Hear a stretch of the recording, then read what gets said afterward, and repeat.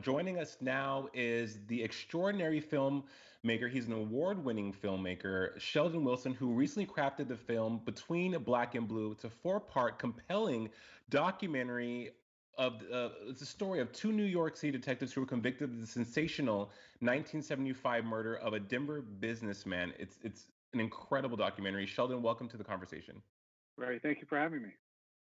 Let's talk about this body of work, illuminating to say the least. What Thank you. do you think? Absolutely. What do you think, Sheldon, are some of the takeaways from this film when audiences are watching it? Well, it is unfortunately, I mean, it is a story that took place 40 years ago.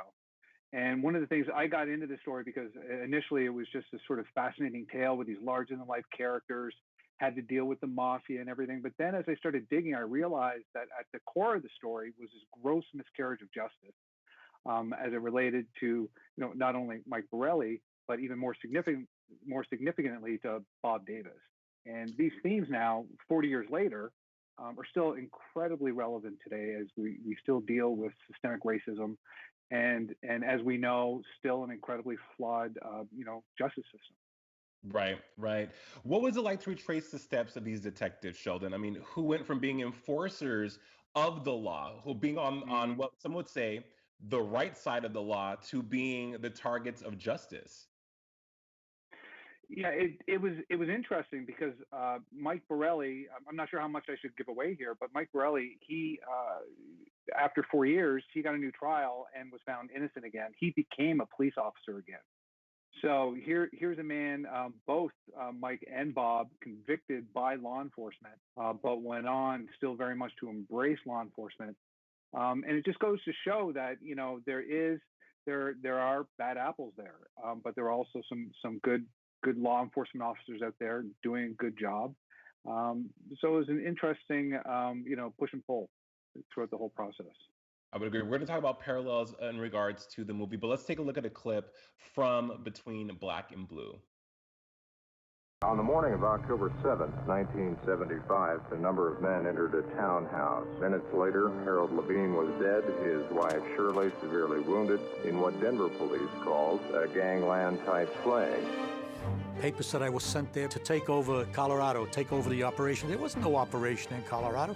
They wanted to just paint a picture of Colorado having a godfather the way the movies were, and nothing could be further from the truth. Well, looking at Borelli, the jurors probably felt that he didn't look like a criminal. Now, of course, he looked Italian, and some people just automatically might suspect somebody was Italian. Who's Robert Davis? Robert Davis was a partner of mine in the New York City Police Department. There was an allegation that Mike Borelli paid me to come to Denver to kill Holiday. That is a lie. All of that is a lie.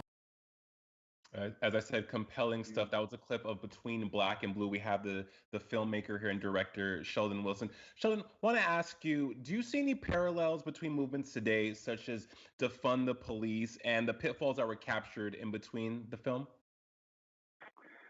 Well, I think it still comes to accountability, and I think that's something we're still struggling with today. When this story happened 40 years ago, there was no CNN, there was no body cameras, so you can just imagine what law enforcement was getting away with back then.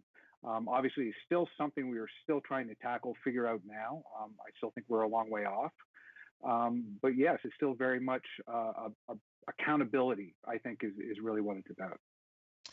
When making a film like Between Black and Blue for yourself as a filmmaker, what was surprising to you in your research and what you learned and things that may have that were very surprising and that you wanted to make sure were told accurately in this film? The thing that surprised me the most was probably at the time Sergeant Robert Cantwell was the head of the organized crime strike force back then. And he gave DePrero, who was a confessed participant in the murder, complete immunity. Law enforcement, the prosecutors gave him complete immunity. He went into witness protection. 40 years later, he was still very concerned about me trying to track down DePrero, which I eventually did. And, it just made me wonder why, after all these years, is he still so concerned about this story coming out.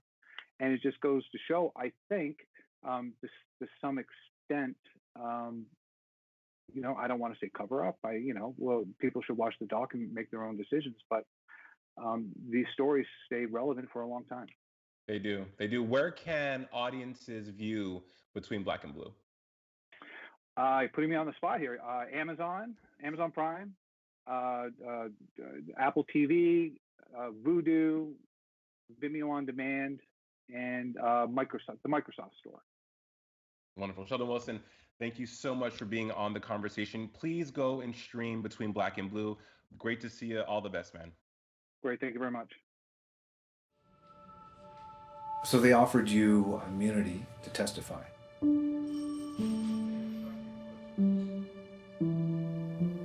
Yeah, they put me in a witness protection program, and that's where I've been ever since. Bob Cantwell, he called me shortly after you contacted him. He just wanted me to be aware that this hasn't really gone away. On the morning of October 7th, 1975, a number of men entered a townhouse. Minutes later, Harold Levine was dead, his wife Shirley severely wounded in what Denver police called a gangland-type slaying. Papers said I was sent there to take over Colorado, take over the operation. There was no operation in Colorado. They wanted to just paint a picture of Colorado having a godfather the way the movies were, and nothing could be further from the truth. Well, looking at Borelli, the jurors probably felt that he didn't look like a criminal. Now, of course, he looked Italian, and some people just automatically might suspect somebody was Italian. Who's Robert Davis? Robert Davis was a partner of mine in the New York City Police Department. There was an allegation that Mike Borelli paid me to come to Denver to kill Howley. That is a lie. All of that is a lie. They handed me this album and asked me to identify who I was sitting with. And I said no, because all black men look alike, and it was all black. My mom felt that he wasn't the one. The DA said he was the one. According to Shirley Levine, it was a black man who was pasty-faced. And Davis is a very dark-colored man. If somebody sat down to write a novel, they couldn't have written this. Marty Raskin had been poisoned in the restaurant. Borelli was in charge of the restaurant, and maybe he wanted him out of the picture. Cantwell made it look like a hero, showing that there was organized crime behind all this. As it related to organized crime, this guy couldn't organize an Easter egg hunt for a 6-year-old. When Elvis was having drug problems, people were wondering, how is he getting all these drugs if he's being protected all the time by Denver City police officers? Terry Lee DePrero turned out to be the star prosecution witness, and he was a nutcase. And the jury knew he was lying. When I mentioned my brother to my sister, she goes, he's a pathological liar. It was a nightmare. A nightmare. I am appearing before you today because I have reason to fear for my husband, Michael Borelli's life, if he is sent to prison in Canyon City. Mrs. Borelli says she fears Colorado law enforcement officers, not just prison inmates, to try to kill her husband before his conviction can be appealed. They screwed us over. They screwed my whole family over. They could not afford to say that they made a mistake. All I can say is the entire decision is based on a lie. I had no idea a hit was coming at the time. It just happened so quick, it was done. And there I was, right in the middle.